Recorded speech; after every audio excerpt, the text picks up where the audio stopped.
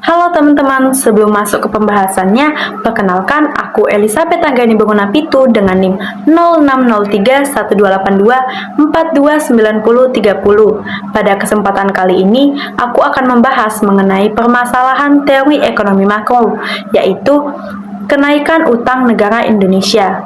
Yuk simak videonya.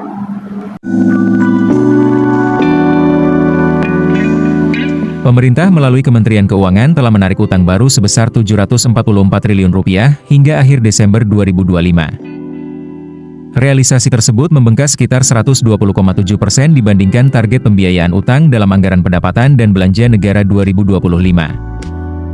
Sebagai perbandingan, target pembiayaan utang dalam Pagu APBN 2025 ditetapkan sebesar Rp616,2 triliun. Angka tersebut bahkan lebih rendah dibandingkan target Outlook dalam laporan semester yang sebesar Rp662 triliun.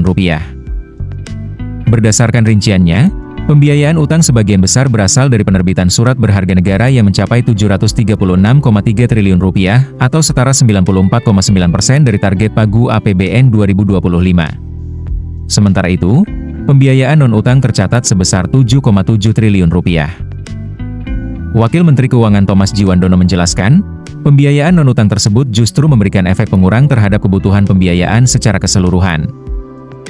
Thomas menilai kondisi pembiayaan utang sepanjang 2025 masih terjaga dengan baik. Hal ini tercermin dari tingkat minat investor yang tetap kuat, terlihat dari rasio B to cover yang cukup sehat. Selama tahun 2025, B to cover ratio rata-rata mencapai 3,2 kali untuk surat utang negara dan 3,4 kali di pasar surat berharga syariah negara. Thomas menambahkan yield dan spread SBN juga terus mengalami penurunan. Kondisi ini didukung oleh pasar keuangan domestik yang solid serta kinerja perekonomian nasional yang tetap terjaga. Utang negara adalah pinjaman yang dilakukan pemerintah untuk membiayai kebutuhan negara, seperti pembangunan infrastruktur, pendidikan, kesehatan, subsidi, dan program sosial lainnya. Dalam teori ekonomi makro, utang negara berkaitan erat dengan kebijakan fiskal, APBN, pertumbuhan ekonomi, dan stabilitas keuangan negara. Berdasarkan data Direktorat Jenderal Pengelolaan Pembiayaan dan Risiko atau biasa disingkat dengan DJPPR Kementerian Keuangan, total utang pemerintah Indonesia pada akhir tahun 2025 itu mencapai sekitar Rp9.637,9 triliun dengan rasio utang terhadap PDB sebesar 40,46%. Angka tersebut menunjukkan bahwa utang Indonesia terus meningkat dibandingkan tahun-tahun sebelumnya. Kenaikan utang negara Indonesia terjadi cukup signifikan dalam beberapa tahun terakhir, terutama sejak pandemi COVID-19. Berikut perkembangan utang pemerintah negara Indonesia pada tahun 2019, jumlah utang negara Indonesia mencapai Rp4.700 triliun, pada tahun 2027 mencapai Rp6.000 triliun, tahun 2021 mencapai Rp6.900 triliun, pada tahun 2022 Rp7.700 triliun, dan pada saat Januari tahun 2025 jumlah utang mencapai Rp8.900 triliun, dan pada saat akhir 2025 mencapai Rp9.637 triliun.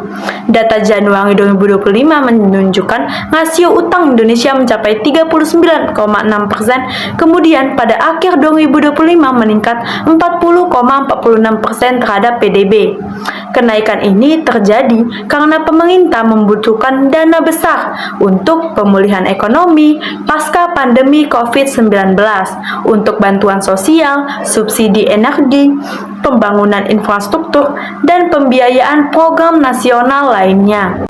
Selain itu, pemerintah tetap menjalankan proyek besar seperti pembangunan jalan tol, bandara, pelabuhan, MRT, hingga pembangunan ibu kota Nusantara atau yang biasa kita sebut sebagai IKN. Adapun penyebab kenaikan utang negara Indonesia yaitu yang pertama, defisit APBN, pengeluaran negara Indonesia yang lebih besar dibandingkan pendapatan negara, sehingga pemerintah harus mencari pembiayaan melalui utang. Pada tahun 2025, defisit APBN tercatat sekitar Rp695,1 triliun atau 2,92% dari PDB. Yang kedua yaitu pemilihan ekonomi pasca pandemi. Pandemi COVID-19 ini menyebabkan pendapatan negara menurun karena aktivitas ekonomi melemah. Namun, pemerintah tetap harus mengeluarkan dana yang besar untuk kesehatan dan bantuan kepada masyarakat. Dan yang ketiga yaitu pembangunan infrastruktur. Pemerintah terus melakukan pembangunan nasional seperti jalan tol, bendungan, pelabuhan, kereta cepat, dan IKN. Semua proyek membutuhkan anggaran yang cukup besar. Keempat yaitu pembayaran subsidi dan bantuan sosial. Pemerintah memberikan bantuan subsidi, BBM, listrik, bantuan pangan, dan bantuan tunai agar daya beli masyarakat tetap terjaga. Yang kelima yaitu pembayaran bunga utang. Semakin besar jumlah utang Indonesia, maka bunga yang harus dibayar pemerintah juga meningkat. Bahkan pembayaran bunga utang tahun 2025 diperkirakan mencapai lebih dari 552 triliun rupiah.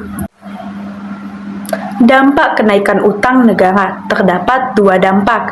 Yang pertama, dampak positif dan dampak negatif. Dampak positif membantu pemulihan ekonomi. Utang digunakan untuk menjaga ekonomi tetap berjalan setelah mengalami pandemi COVID-19.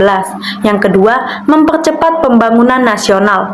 Pembangunan infrastruktur dapat meningkatkan transportasi, investasi, dan lapangan kerja yang luas. Yang ketiga, menjaga stabilitas sosial. Bantuan sosial membantu masyarakat menghadapi kondisi ekonomi yang sulit. Dan adapun dampak negatifnya, yang pertama, beban bunga yang semakin besar. Sebagian APBN harus digunakan untuk membayar cicilan dan bunga utang yang besar. Yang kedua, risiko beban. Generasi mendatang jika utang terus meningkat, generasi berikutnya akan ikut menanggung pembayaran utang. Generasi berikutnya akan ikut menanggung pembayaran utang. Yang ketiga, ketergantungan terhadap pembiayaan utang. Negara menjadi terlalu bergantung pada pinjaman untuk menjalankan program pemerintah yang selanjutnya. Yang keempat, risiko terhadap stabilitas ekonomi. Jika utang tidak dikelola dengan baik, dapat mengganggu kestabilan fiskal dan kepercayaan para investor yang Adapun beberapa solusi untuk mengatasi permasalahan kenaikan utang negara Indonesia. Yang pertama, meningkatkan pendapatan negara. Pemerintah perlu meningkatkan penerimaan pajak dan mengurangi kebocoran anggaran. Yang kedua, mengurangi pengeluaran tidak prioritas. Belanja negara harus difokuskan pada program yang benar-benar penting dan yang produktif. Yang ketiga, penggunaan utang untuk hal yang produktif. Utang harus digunakan untuk pembangunan yang dapat meningkatkan pendapatan negara di masa depan. Yang keempat, meningkatkan investasi dan ekspor. Jika investasi dan ekspor meningkat, maka ekonomi sosial akan tumbuh dan pendapatan negara akan bertambah. Yang kelima, memperkuat industri dalam negeri. Indonesia perlu mengurangi ketergantungan terhadap barang impor dan meningkatkan produksi nasional. Berdasarkan permasalahan ini, dapat kita simpulkan bahwa kenaikan utang negara Indonesia terjadi karena besarnya kebutuhan pembiayaan pemerintah untuk pembangunan dan pemulihan ekonomi nasional. Meskipun utang membantu pembangunan dan menjaga stabilitas ekonomi, pemerintah tetap harus mengelola utang secara hati-hati agar tidak terjadi beban besar di masa depan. Oleh karena itu, diperlukan pengelolaan APBN yang baik, peningkatan pendapatan negara, serta penggunaan utang secara produktif demi menjaga kestabilan ekonomi Indonesia. Sekian yang dapat saya sampaikan mengenai permasalahan kenaikan utang negara Indonesia.